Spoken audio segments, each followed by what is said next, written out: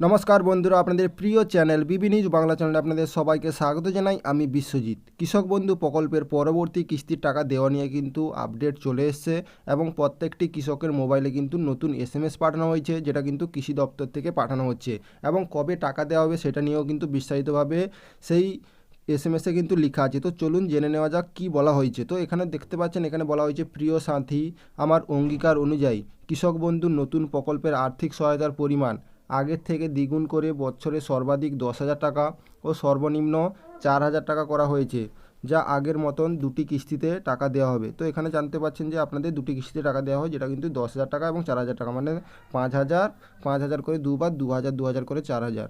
তো 2024 খারিফ মরশুমের জন্য এক কিস্তির টাকা 5,000 টাকা এপ্রিল মাসের মধ্যে আপনাদের ব্যাঙ্ক অ্যাকাউন্টে টাকা জমা করা হবে। এবং যেসব কৃষকের স্ট্যাটাসে এখনও কোনো পরিবর্তন আসেনি বা অ্যাকাউন্ট ইনভ্যালিড আছে, চিন্তার কোনো কারণ নেই। সেই আপনারা কিন্তু অবশ্যই সমাধান করতে পারবেন এবং কোথায় গেলে সমাধান করতে পারবেন এবং আপনারা খুব শীঘ্রই টাকা পাবেন।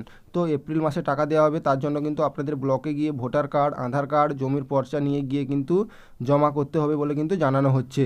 এবং তারপরে আপনাদের কিন্তু স্ট্যাটাসে পরিবর্তন চলে আসবে এবং অ্যাকাউন্ট ভ্যালিডেও পরিবর্তন হবে, কারণ আপনাদের স্ট্যাটাসে অনেক কৃষকের কিন্তু এখনও কিছু পরিবর্তন হয়নি। তো অবশ্যই আপনারা যদি কিছু অ্যাকাউন্ট ইনভ্যালিড থাকে বা অ্যাপ্রুভ না থাকে, তো অবশ্যই আপনাদের ব্লকে যেতে হবে বা আপনাদের কিন্তু অঞ্চলে গিয়ে কিন্তু যোগাযোগ করতে হবে।